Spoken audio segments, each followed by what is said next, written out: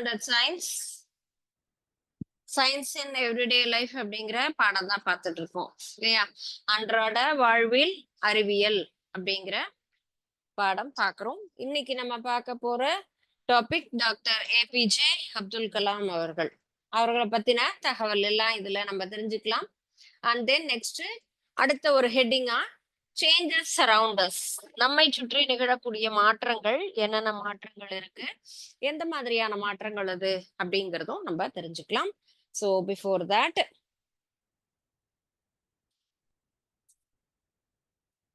பார்க்க போறது திருக்குறள் பார்த்துட்டு அப்புறமா நம்ம கிளாஸுக்கு போலாம். Okay,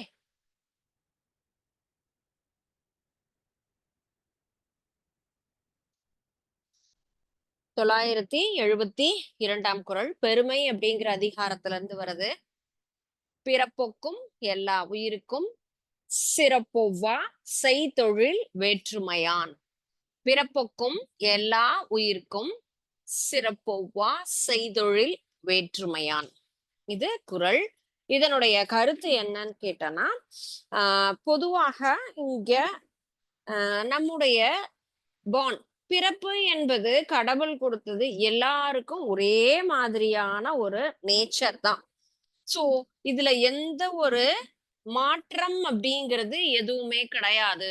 IQ capacity is equal to all human beings. பிறக்கக்கூடிய ஒவ்வொருத்தருக்குமே ஒரே மாதிரியான ஒரு தன்மையோட இருக்குதான் நமக்கு வந்துட்டு ஐக்யூ கெப்பாசிட்டிங்கிறதெல்லாம் கடவுள் கொடுத்துருக்காங்க. இதுல நம்ம எப்படி அதை பயன்படுத்திக்கிறோம் அப்படிங்கிறத பொறுத்துதான் நம்முடைய பெருமையும் சிறுமையும் இருக்கு. நம்முடைய செயல்களை பொறுத்துதான் நம்முடைய பெருமை, வாழ்க்கையில உயர்ந்த நிலையில இருக்கோமா அல்லது எந்த நிலையில இருக்கோம், எந்த மாதிரியான ஒரு தொழில் நம்ம பண்ணிட்டு இருக்கோம். ஏன்னா அந்த ஐக்யூ கெப்பாசிட்டியை யூஸ் பண்ணி நாம் வளரக்கூடிய தன்மை என்பது ஒவ்வொரு மனிதரிடத்தும் வேறுபாடு இருக்கும். நம்முடைய திறமையை நாம் முழுமையாக பயன்படுத்தணும். பயன்படுத்தினா மட்டும்தான் முன்னேற முடியும். பயன்படுத்தாம நம்ம முன்னேறணும் அப்படின்னு சொன்னா முயற்சியே இல்லாம வெற்றியை எதிர்பார்க்கக்கூடிய ஒரு நிலை. முயற்சியே செய்யாம நான் வந்துட்டு கீழே ஏணிப்படியில முதல் படியில இருந்துட்டே நான் மேல போகணும்னா எப்படி? நம்ம வந்துட்டு அடுத்தடுத்த படிக்கட்டுகள் ஏறினா மட்டும்தான் மேல போக முடியும். அதற்குண்டான முயற்சி, நல்லா படிச்சாதான் அடுத்தடுத்த வகுப்புக்கு ஈஸியா ப்ரமோட் ஆகி போகலாம். நம்ம படிக்கவே இல்லை, முயற்சியே எடுக்கல அப்படின்னு சொன்னா எப்படி நமக்கு ப்ரமோஷன்ங்கிறது கிடைக்கும்? இட் வில் டிஃபிகல்ட் இல்லையா? சோ இதே மாதிரி உங்க ஸ்டூடெண்ட்ஸ் ஒரு ஸ்கூல்ல ஒரு 2 மாணவர்கள் இருக்காங்க, மணவாளன் அண்ட் தென் ராஜா தேசிங் அப்படின்னு 2 ஸ்டூடெண்ட் இருக்காங்க. அந்த 2 ஸ்டூடெண்ட்டுமே என்னன்னு கேட்டா காம்படிட்டிவான ஸ்டூடெண்ட். எதுல காம்படிட்டிவா இருப்பாங்க அப்படின்னு சொன்னா, விளையாட்டுக்கு சொல்றது, அவர்கள் எப்பொழுதுமே பாத்தீங்கன்னு சொன்னா அவர்களுடைய நேச்சர் கடைசி பெஞ்சில தான் இருப்பாங்க. எந்த ஒரு விஷயத்திலையும் இன்ட்ரெஸ்டே எடுத்துக்க மாட்டாங்க, எந்த போட்டியிலையும் கலந்துக்க மாட்டாங்க, மாணவர்களோட அதிகமா பேச மாட்டாங்க, டீச்சரோட இன்டராக்ட் பண்ண மாட்டாங்க. சோ எதுவுமே இல்லாம, எந்த முயற்சியும் இல்லாம கடைநிலை மாணவர்களாகவே எவ்வளவும் இருக்காங்க. அந்த பள்ளியில ஒரு 50 மாணவர்கள் இருக்காங்க. எல்லோருமே டாப்பர்ஸ்னு சொல்ல முடியாது. எல்லாருமே 90க்கு மேல வாங்குவாங்களான்னு கேட்டா கண்டிப்பா கிடையாது. அவரவர்கள் முயற்சியை பொறுத்து அவங்க ஒவ்வொருத்தர் ஒவ்வொரு விதமா மார்க் வாங்குவாங்க. ஆனா இவங்க 2 பேரும் எப்பொழுதுமே இதே மாதிரி குறைந்த மதிப்பெண்கள் வாங்கிட்டு இருக்காங்க. சோ ஆசிரியருடைய கடமை என்னது? எல்லா மாணவர்களுக்கும் ஒரே மாதிரி தான் சொல்லி கொடுக்கறது. இப்ப டாப்பர்ஸ்னா அவங்கள மட்டும் கூப்பிட்டு வச்சு ஸ்பெஷலா ஏதாவது ட்ரைனிங் கொடுக்குறாங்களா? அதெல்லாம் கிடையாது இல்லையா? அவர்கள் நடத்தக்கூடிய பாடத்தை கவனித்து நாம எப்படி அத நம்மளுடைய நாலேஜுக்கு கொண்டு போய் கரெக்டா புரிஞ்சுக்கிட்டு ரீப்ரொடியூஸ் பண்ணும் பொழுது நல்ல மார்க் நம்மளால வாங்க முடியுது இல்லையா? ஆனா இவங்க 2 பேரும் அதுல ஈடுபாடே இல்லாம இருக்காங்க. ஆனா ஆசிரியர்கள் அந்த வகுப்பிற்கு வரக்கூடிய எல்லா பாட ஆசிரியர்களும் அவர்கள் மேல ஒரு சிறப்பு கவனம் எடுத்து தான் ஒவ்வொரு முறையுமே அவங்களுக்கு நல்லா பாடம் சொல்லி குடுக்குறாங்க. அடுத்த கண்டிப்பா இவங்கள என்ன பண்ணணும், இந்த எக்ஸாமினேஷன்ல நல்ல மார்க் வாங்க வைக்கணுங்கிறதுக்காக அதிகமான முயற்சி எடுத்து பாடுபடுறாங்க. என்ன முயற்சி எடுத்தாலும் மாணவர்களினுடைய ஈடுபாடு இல்லாமல் மார்க் அப்படிங்கிறது வருமா? கண்டிப்பாக வராது. சோ கொஞ்சமாவது முயற்சி பண்ணுங்க. இதுதான் கீவேர்டு, இதுதான் 1 மார்க்கு, 2 மார்க்கு இத மட்டுமாவது படிச்சு பாஸ் பண்ணுங்க அப்படின்னு சொல்லி அந்த அளவுக்கு அவங்கள கைட் பண்றாங்க. ஆனா என்ன கைட் பண்ணினாலும் இவங்க சரின்னு கேட்டுட்டு, ஆனா வீட்டுக்கு போய் எந்த ஒரு ஸ்டெப்புமே அவங்க எடுக்கல. படிக்கணுங்கிற எண்ணமே அவங்களுக்கு இல்ல அப்படிங்கிறதுனால, அந்த ஆண்டும் அந்த மாணவர்கள் வகுப்புல தேர்ச்சி ஆகவே இல்ல. சோ இந்த குறள் என்னது? நம்ம எப்படி முயற்சி எடுக்கிறோமோ, நம்மளுடைய முயற்சியை பொறுத்து நம்முடைய வளர்ச்சி அப்படிங்கிறது இருக்கும். கடவுளினுடைய படைப்புங்கிறது எல்லாருக்கும் ஈக்குவலா ஒரே மாதிரி தான் எல்லா விஷயங்களுமே நமக்கு சொல்லியும் குடுத்திருக்காங்க. படைப்புலயும் மாற்றம் கிடையாது. நாம் எல்லோரும் அதை முழுமையாக பயன்படுத்தணும். நீங்களே யோசிச்சு பாருங்க. ஃபர்ஸ்ட் ரேங்க் ஸ்டூடண்ட்ஸுக்குன்னு ஏதாவது ஸ்பெஷலா டீச்சர் மட்டும் எப்ப பாரு நடத்துறாங்களா? அவங்க யாருக்குமே காதுல விழுறது இல்லையா? இல்ல. எல்லாருக்கும் புரியிற மாதிரி தான் கரெக்ட்டா நடத்துறாங்க. அப்போ நீங்க கவனமா அத படிச்சு, அத என்ன பண்ணணும்? ஃபாலோ பண்ணணும். செய்யலாமா? ஓகே. சோ இன்னைக்கு பார்க்க போற கான்செப்ட் ஏபிஜே அப்துல் கலாம் ஐயா அவர்கள் தான். சோ இவர் கூட தான் ஒரு சாதாரண பள்ளியில் படித்த மாணவர் தான். இவருக்குன்னு தனியா எந்த டீச்சருமே ஸ்பெஷலாலாம் நடத்தல. 49 மாணவர்கள்னா அவங்களோட சேர்ந்து தான் இவரும் என்ன பண்ணியிருக்காரு, படிச்சிருக்காரு. ஆனா இவர் எவ்வளவு பெரிய மனிதராக உயர்ந்து வந்திருக்காரு இல்லையா? ஜனாதிபதி அப்படிங்கிற ஒரு போஸ்டிங்கிறது எவ்வளவோ பெரிய விஷயம். சோ இந்த அளவுக்கு அவர் வந்து வளர்ந்திருக்காங்க அப்படின்னு சொன்னா அவருடைய இன்ட்ரெஸ்ட், அவருடைய முயற்சி. அதனால மட்டும் தான் அவர் என்ன பண்ணியிருக்காரு, இவ்வளவு பெரிய மனிதராக வளர்ந்திருக்காங்க. சோ இவங்களுடைய முழு நேம் ஏபிஜே அப்படின்னா அவுல் பக்கிர் ஜைனுலாப்தீன் அப்துல் கலாம் அப்படிங்கிறது தான் இவருடைய முழு பெயர். இவர் எதுல மிகப்பெரிய சயின்டிஸ்டா இருந்தாங்க? S, aeronautical. ஏரோநாட்டிக்கல் அப்படின்னா என்னது? வானூர்தி இல்லையா? நம்ம ஒவ்வொரு இன்ஜினியரிங் டிபார்ட்மெண்ட்ங்கிறது பல வகையில இருக்கு. மெக்கானிக்கல் இருக்கும், எலக்ட்ரிக்கல் அண்ட் எலக்ட்ரானிக்ஸ், சிவில் இப்படி பல டிவிஷன்ஸ் இருக்கு. சோ இதுல ஏரோநாட்டிக்கல் அப்படிங்கிறது வான ஊர்தி சம்பந்தமா, மெரைன் அப்படிங்கிறது கப்பல் அத பத்தின படிப்பு. சோ எதுல படிக்கிறோமோ அந்த இதுல நம்ம என்ன பண்ணலாம், நம்மளுடைய ப்ரொஃபஷன் அப்படிங்கிறது அந்த டிபார்ட்மெண்ட்டுக்கு போகும். ஓகே. சோ இப்போ இவர் எப்போ பிறந்தார்னா 1931ஆம் ஆண்டு அக்டோபர் 15ஆம் நாள் நம் தமிழ்நாட்டில் உள்ள ராமேஸ்வரம் அப்படிங்கிற ஒரு ஊர்ல பிறந்தாரு. எந்த ஊர்ல பிறந்தவர் இவர்? இவர் யாரு? வானூர்தி அறிவியலாளர் இல்லையா? Aeronautical scientist. தமிழ்நாட்டுல ராமேஸ்வரம் அப்படிங்கிற ஊர்ல 1931 1931 அக்டோபர் 15 அக்டோபர் மாதம் 15ஆம் நாள் இவர் பிறந்திருக்காரு. அண்ட் இவருடைய படிப்புங்கிறது 1954. இவர் படிக்கும் போதே இவருக்கு வந்துட்டு இன்ஜினியரிங் படிக்கணும் அப்படிங்கிற ஆசைதான்.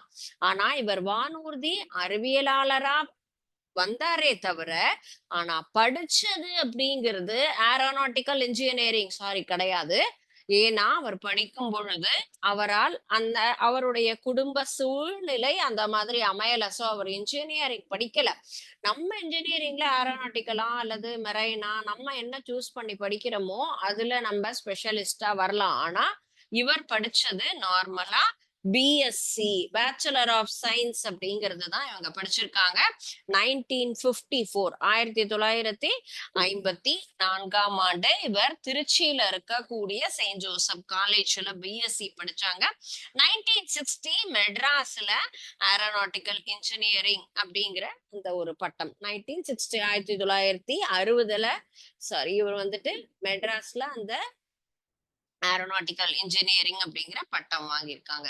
சோ இவர் வந்துட்டு எதனால அவருடைய முழுமையான அர்ப்பணிப்பு, இன்ட்ரெஸ்ட் எதுல அவருக்கு இன்வால்வ்மென்ட் இருந்தது அப்படின்னு சொன்னா, அவர் வந்துட்டு இந்த ஏரோப்ளேன் சம்பந்தமா நெறைய விஷயங்கள் கண்டுபிடிக்கணும்.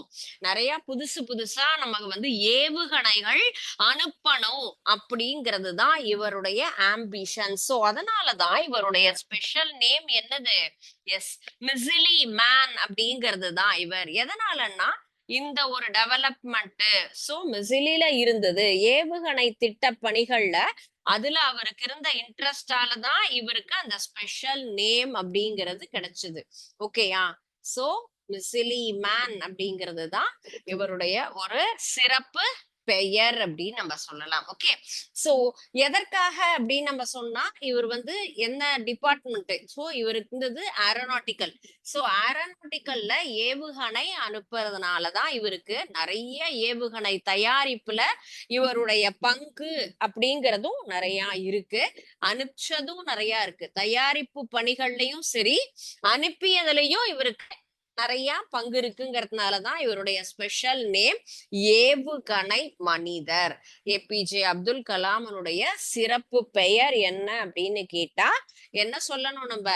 ஏவுகணை மனிதர் அப்படின்னு சொல்லணும். மிசிலி மேன் அப்படிங்கிறது தான் இவருடைய சிறப்பு பெயர். இவர் இந்திய நாட்டினுடைய குடியரசுத் தலைவராக, பிரசிடென்ட் ஆஃப் இந்தியா, எந்த ஆண்டு? 2002ஆம் ஆண்டிலிருந்து 2007ஆம் ஆண்டு வரை என்ன பண்ணிருக்காங்க? இந்த நாட்டினுடைய குடியரசு தலைவராக இவர் பதவி வகித்து நாட்டை நிர்வாகம் பண்ணிருக்காங்க.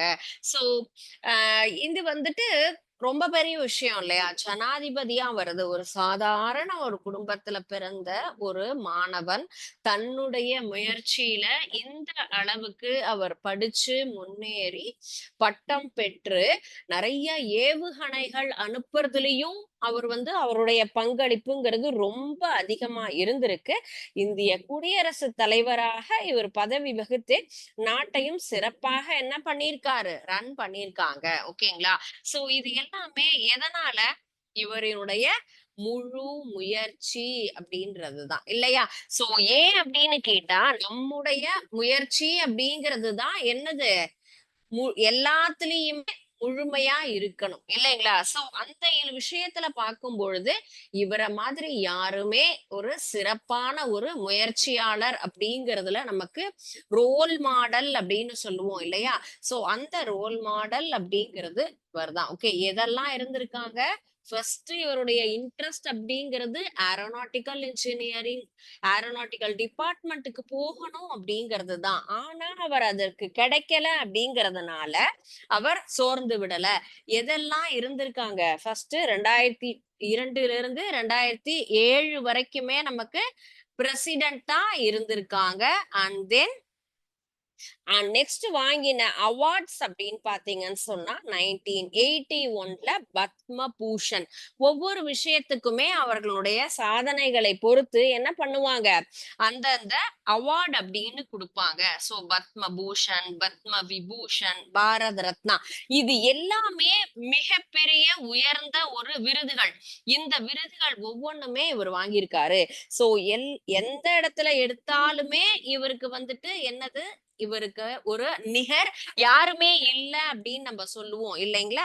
அந்த மாதிரியான ஒரு சிறப்பான மனிதர். இன்னைக்கும் அவருக்கு ஸ்டூடெண்ட் அப்படின்னா ரொம்ப பிடிக்கும். ஸ்டூடெண்ட் ஒரு காலேஜ்ல இவர் உரையாற்றி கொண்டு இருக்கும் போதுதான் இவருக்கு உடல்நிலை சரியில்லாம போய் என்ன பண்ணாங்க? அவர் வந்துட்டு அவருடைய அந்த கடைசி நிமிடம் அப்படிங்கிறது முடிஞ்சது. சோ அவ்வளோ பெரிய மனிதர். நீங்க நிறைய அவருடைய வீடியோஸ் எல்லாத்தையுமே நீங்க போய் சர்ச் பண்ணி பார்த்தீங்கன்னா, ஸ்டூடெண்ட்ஸ் கேட்கிற ஒவ்வொரு கேள்விகளுக்குமே ரொம்ப அழகா பொறுமையா பதில் சொல்லுவாரு. உங்களுடைய முயற்சி எதனால? நீங்க எப்படி வந்தீங்க? மாணவர்கள்னா எப்படி இருக்கணும்? எங்களுக்கு ஏதாவது நீங்க வந்துட்டு ஊக்கப்படுத்துற வகையில சொல்லுங்க அப்படின்னு சொன்னா, ஒவ்வொரு விஷயத்துக்குமே அவர் என்ன பண்ணுவாரு? பொறுமையா பதில் சொல்லிட்டே இருப்பாங்க. அதனால நம்ம இந்த மாதிரி பாடங்கள் எல்லாம் படிக்கிறோம் அப்படின்னு சொன்னா, படிக்கிறதோட மட்டுமே நம்ப என்ன பண்ணக்கூடாது, விட்டுட்டு அவர் சம்பந்தமா நெறைய விஷயங்கள் நம்ப இன்னும் தெரிஞ்சுக்கணும் அப்படிங்கிறது தான் நம்முடைய முயற்சி. ஓகே. ஸோ என்னென்ன அவார்டு? பத்மபூஷன் 1981ல பத்ம விபூஷன், 1990 அண்ட் தென் 1997ல இவர் வாங்கினது பாரத ரத்னா. சோ இந்த மாதிரி எல்லா வகையான சிறப்பு விருதுகளுமே இவரு வாங்கியிருக்காங்க. ஓகே. சோ என்னென்ன விருதுகள் வாங்கினாங்க? என்ன பதவியில இருந்தாங்க? ஜனாதிபதி பதவி அப்படிங்கிறது இந்திய நாட்டினுடைய முதல் பிரதிநிதி அப்படின்னு நம்ம சொல்லுவோம் இல்லையா? ஃபர்ஸ்ட் சிட்டிசன் அப்படிங்கிறதே ஜனாதிபதி தான். சோ ஜனாதிபதியாக 2002ல இருந்து 2007 அல்லது தமிழ்ல சொல்லும்போது குடியரசு தலைவர் அப்படின்னு நம்ம சொல்லுவோம் இல்லைங்களா? நீங்க அ இப்போ 15த் ஆகஸ்ட் 15த்லலாம் பார்த்தீங்களா? யார் யார் எங்கெங்கெல்லாம் ஃபிளாக் ஹாய்ஸ்ட் பண்றாங்க. ஒவ்வொருத்தருக்கும் ஒவ்வொரு வகையான ஒரு பெரிய ஒரு அ என்ன சொல்லுவாங்க? இதெல்லாம் ஒரு பிரெஸ்டீஜியஸ் இப்போ வந்து ஸ்டேட் அப்படின்னு சொன்னா, நம்முடைய முதலமைச்சர் அவர்கள் என்ன பண்ணுவாங்க? கொடிய ஏத்துவாங்க. அதேபோல ஒவ்வொரு இடத்துல இப்போ அ பிரதமர் எங்க கொடியேத்துவாங்க. அதேபோல குடியரசுத் தலைவர் எங்க கொடியேத்துவாங்க. இதெல்லாமும் நம்ம என்ன பண்ணணும்? தெரிஞ்சுக்கணும். சோ குடியரசு தினம் அப்படிங்கிறது நமக்கு வந்துட்டு லீவு அப்படிங்கிறது மட்டும் இல்ல. ஸ்பெஷல் ஃபிலிம் பார்க்கிறத விட இந்த மாதிரி விஷயங்கள்லாமும் நம்ம என்ன பண்ணணும்? நெறைய ஜெனரல் நாலேட்ஜ் இம்ப்ரூவ் பண்ணணும் அப்படிங்கிறதுக்காக நம்ம லேர்ன் பண்ணி நெறைய கத்துக்கணும். ஞாபகம் வச்சுக்கணும். சோ நம்ம அப்துல் கலாம் ஐயா எத்தனை ஆண்டுகள் நமக்கு வந்துட்டு இந்த மாரி பிரசிடென்டாலாம் இருந்திருக்காங்க. என்னென்ன சிறப்பா நெறைய செஞ்சிருக்காங்க நாட்டுக்கு. இதையெல்லாமும் நம்ம என்ன பண்ணணும்? அவருடைய வளர்ச்சியை தெரிஞ்சுக்கணுங்கிறதுக்காக நம்ம இன்வால்வ்மென்ட்டோட என்ன பண்ணணும்? அத லேர்ன் பண்ணிக்கணும். அதுதான் ஆஸ் அ ஸ்டூடண்ட் அப்படின்னு நம்மளுடைய முயற்சி. சோ இந்த ஒரு சின்ன கேம்ல பாருங்க. இப்ப நம்ம பார்த்த எல்லா டீட்டெயில்ஸுமே இதுல வரும் குயிஸா. What was his father's name? அவருடைய அப்பா பெயர் என்ன? சோ இதெல்லாம் வருடங்கள், ராமேஸ்வரம், பிறந்த ஊரு, அவார்டு. சோ இது வந்து அ Ashima and then Jainulabdeen. So இதுதான் அவருடைய தகப்பனார் பெயர். ஓகே. ஜைனலாப்தீன் அப்படிங்கிறது அவருடைய father name. Doctor Kalam was appointed at the chief executive IGDMP. What does the IDPM ID ஐஜிடிஎம்பிங்கிறது integrated guided missile development program. Expansion of this term இதனுடைய விரிவாக்கம் என்ன அப்படிங்கிறது தான் இந்த கொஸ்டின். ஐஜிடிபிஎம்பி அப்படிங்கிறது தான் அதனுடைய விரிவாக்கம்ங்கிறது. Where did Abdul Kalam live? எங்க அவங்க வாழ்ந்தாங்க? எந்த இடத்துல வாழ்ந்தாங்க? சோ இதெல்லாம் ஆண்டு, இது விருதுகள், இது அவங்க அம்மா பேரு. அவர் எந்த இடத்துல வாழ்ந்தாங்க? தமிழ்நாட்டுல ராமேஸ்வரம் அப்படிங்கிற பகுதியில தான் அவர் பிறந்து வளர்ந்தது. When was Abdul Kalam was born? எந்த ஆண்டு பிறந்தார்? 15 அக்டோபர் 1931ஆம் ஆண்டு. So, in which year did Dr. Abdul Kalam become President of India? Yes, 2002 to 2007. 2002ஆம் ஆண்டு தான் அவர் வந்து பிரசிடென்டா இவங்க பதவியேற்று நாட்டை நிர்வகித்தார். What was his mother name is ஆஷியம்மாங்கிறது தான் அவங்களுடைய அம்மாவினுடைய பெயர். அக்னி, பிருத்வி, என்ஏஜி, த்ரிஷல், ஆகாஷ், வாட்டர் இதெல்லாம் என்னப்பா? எஸ். அவர் எதுல ஈடுபட்டாரு?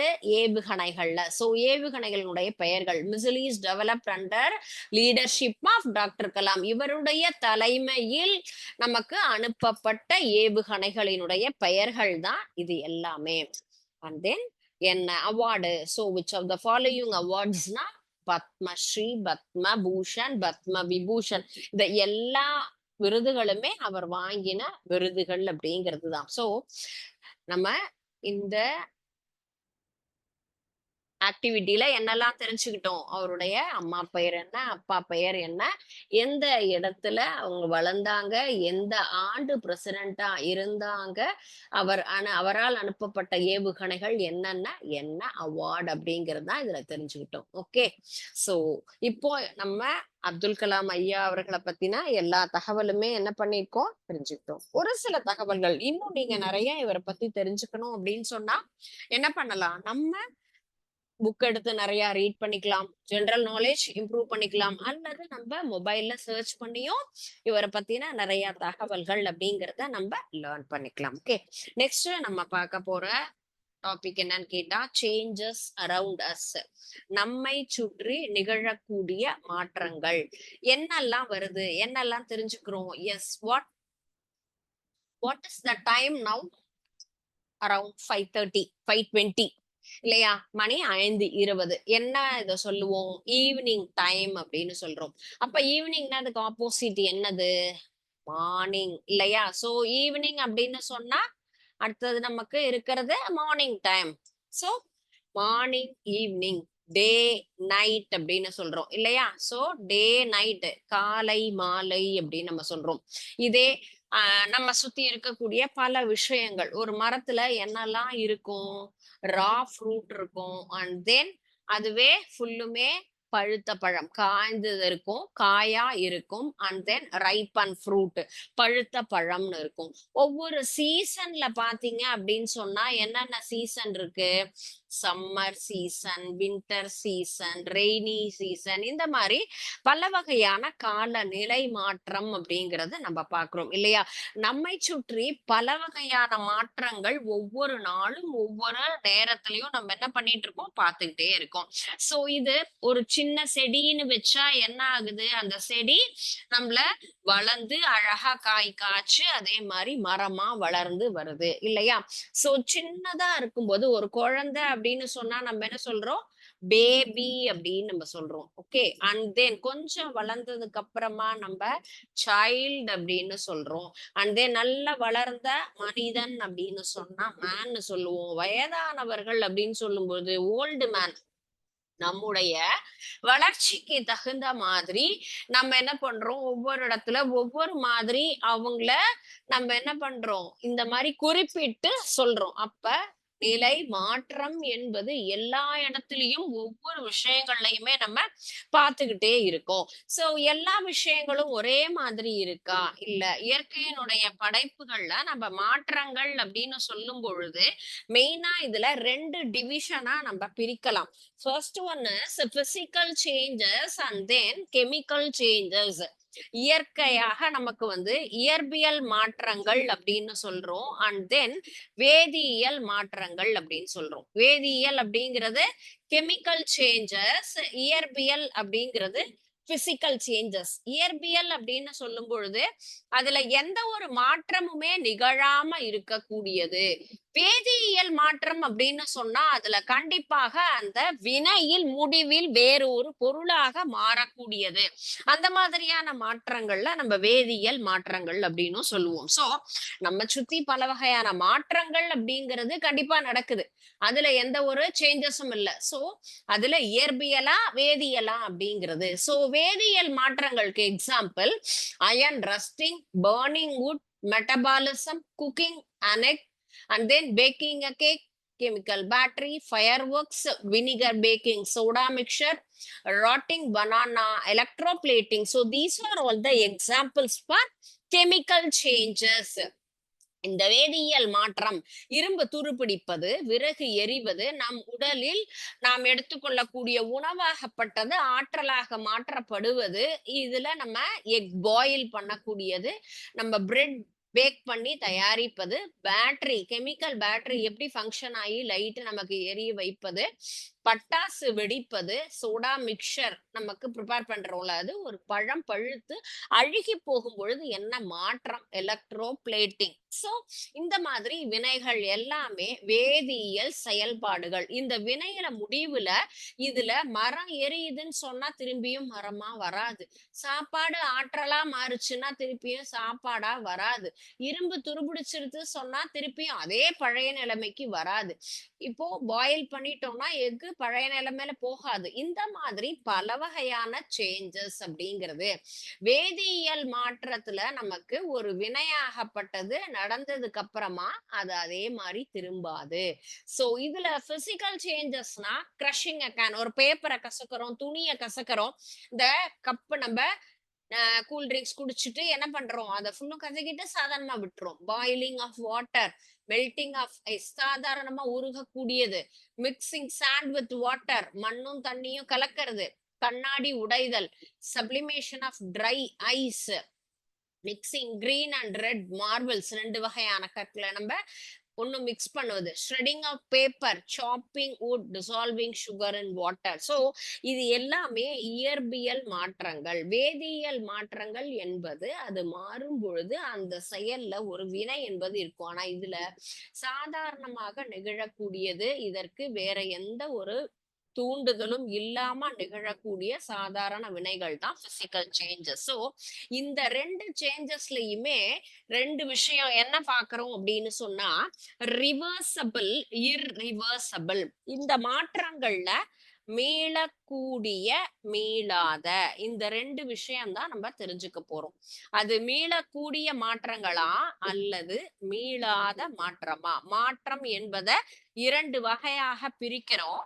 மீளக்கூடிய மாற்றங்கள், மீளாத மாற்றங்கள், ரிவர்சபிள், இர்ரிவர்சபிள் அப்படின்னு நம்ம பிரிக்கும் பொழுது அந்த மாற்றங்கள் எவ்வாறு நடக்குது. இப்ப பார்த்த இந்த எல்லா எக்ஸாம்பிள்லயுமே எதெல்லாம் மீளக்கூடியது, எது மீளாதது? Is there any idea from your side?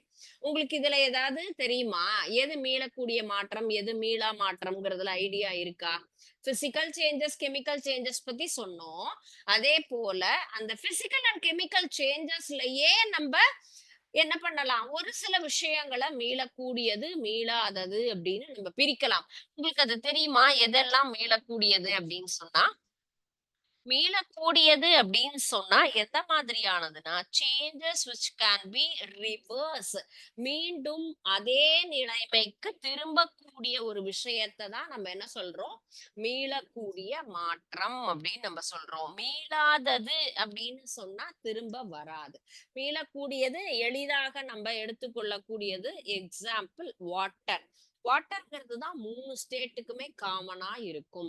இப்போ ஐஸா இருக்கிறது தண்ணியா மாறும். தண்ணிய மீண்டும் நான் ஃப்ரிட்ஜ்ல எடுத்து வச்சேன்னா மீண்டும் ஐஸா மாறும். அப்ப ஐஸ் அண்ட் வாட்டர் 2மே என்ன ஆகும், வாட்டர் ஐஸா மாறும், ஐஸ் வாட்டரா மாறும். அதுல எந்த ஒரு என்ன மாற்றம் கிடையாது. 2மே மீண்டும் மீண்டும் மாறக்கூடிய ஒரு விஷயங்கள். அதுதான் நமக்கு மீளக்கூடிய மாற்றம் அப்படின்னு நம்ம சொல்லுவோம். மீளாத மாற்றம்னா changes which cannot reverse, that is called as irreversible. ஒரு பேப்பரை பர்ன் பண்றோம், ஒரு மரத்தை எரிக்கிறோம். மரம் இப்ப வந்து பேப்பரை எரிச்சோம்னு கேட்டா என்னவா மாறும், ஆஷா மாறும், சாம்பலா மாறும். பேப்பரா திருப்பியும் வருமா? கான் கண்டிப்பா வரவே வராது இல்லையா? So that is known as irreversible. இதுதான் irreversible, மீளாத மாற்றம். மீளக்கூடியது அப்படிங்கிறது தண்ணி ஐஸா மாறுறதும், ஐஸ் தண்ணியா மாறக்கூடிய ஒரு விஷயங்கள் நமக்கு மீளக்கூடிய மாற்றம் அப்படிங்கிறது தான். ஓகே, ஸோ இப்போ நம்மளை சுத்தி நடக்கக்கூடிய மாற்றங்கள் என்ன அப்படிங்கறத நம்ம பார்த்தோம் இல்லையா? சோ அதற்குண்டான ஒரு சின்ன சிமுலேஷன் பாருங்க. சோ என்னென்ன சேஞ்சஸ்லாம் நம்ம சொன்னோம், டே அண்ட் நைட் மாறுது, மரம் செடி கொடிகள்லாம் வளருது, இந்த மாதிரி பல வகையான மாற்றங்கள் இருக்கு அப்படிங்கறது தான் நம்ம பார்த்தோம் இல்லைங்களா? சோ இந்த சிமுலேஷன்ல என்ன சேஞ்சஸ் பாருங்க. Day and night cycle, season changes, weather changes, urbanisation, ecosystem changes. So இது எல்லாமே நம்மளை சுத்தி நடக்கக்கூடிய மாற்றங்கள். நம்ம என்னென்னு பார்க்கலாமா? ஃபர்ஸ்ட் திங், நம்ம டே and night cycle. Day and night cycle நம்ம சூஸ் பண்றோம்னு சொன்னா, டே அண்ட் நைட்னா பாருங்க இந்த இடத்துல என்ன தெரியுது நமக்கு, சன் இல்லையா? சன்ங்கிறது என்னது, டே. நைட் என்ன வரும், எஸ் மூன் வருது. சோ மூன் மறையும் போது சன் வரும், சன் மறைஞ்சிருது அப்படின்னு சொன்னா மூன் வரும். அந்த ரெண்டும் பாருங்க மாறி மாறி வருது இல்லையா? So natural daily changes, sun rises and sets, moon appears, temperature changes and animals adapt their behaviour. அதற்கு தகுந்த மாதிரி பறவைகள்னா சாயந்தரம் ஆனா கூட்டுக்கு வந்துரும், விலங்குகள்லாம் தன்னுடைய இருப்பிடத்துக்கு வந்துரும் இல்லைங்களா? சோ மனிதர்கள் நம்மளும் ராத்திரினா வீட்டுக்கு வந்துருவோம். யாரும் போய் வெளியில எல்லாம் எதுவும் ஒர்க் பண்ண மாட்டோம் இல்லையா நைட் டயத்துல அப்படிங்கும் போது. சோ அது மாதிரி காலநிலை மாற்றம், இரவு பகல் மாறுபாடு அப்படிங்கிறது. சீசனல் சேஞ்சஸ், சீசன் அப்படிங்கும் போது trees change color, temperature varies, and then daylight shift, wildlife adapts. So மரங்கள் வளர்வது, வெப்பநிலை மாற்றம். So இந்த சிச்சுவேஷன் பாருங்க, அந்த கலர் சேஞ்சஸ், கிரீன் கலரா மாறுது, ப்ளூ கலரா மாறுது, எல்லோ கலர். அந்த காலநிலை மாற்றத்திற்கு தகுந்த மாதிரி ஒவ்வொரு விஷயங்களும் தன்னை அடாப்ட் பண்ணிட்டு என்ன பண்ணும், மாறிக்கிட்டே இருக்கிறது. வெதர் சேஞ்சஸ் என்னது? எஸ், மழை வருது இல்லையா? Rain and then snow, wind, storm affect the environment. Plants and animals respond to different weather condition. மழை நாள்ல பாத்தீங்கன்னா எந்த பறவைகளும் வெளியிலே வரமாட்டாங்க இல்லையா? சோ அந்த மாதிரி ஒவ்வொரு விலங்கினும் தன்னை அதுக்கு தகுந்த மாதிரி மாறிக்கும். ஸ்னோங்கிறது பனி விழறது, சின்ன சின்ன டாட்டா வருது பாரு. இது சம்மர் சீசன், நல்லா நமக்கு ஹாட்டா இருக்கிறது. ரெய்னி சீசன், மழை வருது. இதெல்லாம் ஒவ்வொரு சீசனல் வெதர் சேஞ்சஸ், காலநிலை மாற்றம் அப்படின்னு சொல்லக்கூடியது. அர்பனைசேஷன், அர்பனைசேஷன்னா நம்மளுடைய ஆக்டிவிட்டீஸ். இங்க பாருங்க, நிறைய பில்டிங்ஸ் ரைஸ் ஆகும். So buildings and replace forest, roads and build city changes. நம்மளுடைய வளர்ச்சிக்கு தகுந்த மாதிரி நம்ம என்ன பண்ணிருக்கோம், நிறைய பில்டிங்ஸா கட்டிட்டு போறோம். நிறைய மர செடி கொடி எல்லாம் என்ன பண்றோம், ஃபுல்லா வெட்டிட்டு காடுகளை அழித்து நம்ம மாற்றோம். எக்கோசிஸ்டம் சேஞ்சஸ், லிவிங் ஆர்கானிசம்ஸ் பாருங்க ஒவ்வொரு இடத்தை விட்டு இன்னொரு இடத்துக்கு மைக்ரேட் ஆறது. வாட்டர் லெவல் சேஞ்சஸ், இது எல்லாமே எதுக்கு? எக்கோசிஸ்டம். இங்க இருக்கக்கூடிய தாவர விலங்குகள் சூழ்நிலைக்கு தகுந்த மாதிரி என்ன பண்றாங்க, ஓரிடம் விட்டு இன்னொரு இடம் நகர்றாங்க. சோ காலநிலைக்கு தகுந்த மாதிரி மாறக்கூடிய ஒரு விஷயம். சோ நம்மளை சுத்தி நடக்கக்கூடிய சேஞ்சஸ் என்ன அப்படிங்கிறதுக்கு உண்டான சிமுலேஷன் தான் நம்ம இப்ப பார்த்தோம். ஓகே, சோ இன்னைக்கு பார்த்த டாபிக் நம்ம என்னென்ன, டாக்டர் ஏபிஜே அப்துல் கலாம் ஐயா அவர்களுடைய வாழ்க்கை குறிப்பு பார்த்தோம். சேஞ்சஸ் அரவுண்ட் அஸ்ங்கிறதுல இன்ட்ரோடக்ஷன் பார்ட் பார்த்திருக்கோம். என்னென்ன சேஞ்சஸ் இருக்கு, இயற்பியல் மாற்றங்கள், வேதியியல் மாற்றங்கள் இருக்கு. இது அடுத்துல நமக்கு மீளக்கூடிய, மீளாத, ரிவர்சபிள், இர்ரிவர்சபிள் அப்படின்னு சொல்லி ரெண்டு டிவிஷனா நம்ம பிரிச்சிருக்கோம். ரிவர்சபிள் அப்படிங்கிறது என்ன ஆகும், மீண்டும் அதே நிலைக்கு திரும்பும். இர்ரிவர்சபிள்ங்கிறது மாறாத ஒரு விஷயங்கள். சரிங்களா? சோ இதுல உங்களுக்கு ஏதாவது டவுட்ஸ் இருக்கா? ஓகே, டவுட்ஸ் இல்லைன்னா ஃபைன், நீங்க இத வீட்ல போய் படிச்சுட்டு வாங்க. ஏதாவது டவுட் இருந்ததுனால நெக்ஸ்ட் கிளாஸ் நம்ம இதை பத்தி டிஸ்கஸ் பண்ணலாம். Okay, thank you students. வாழ்க பாரதம், வெல்க தமிழகம்.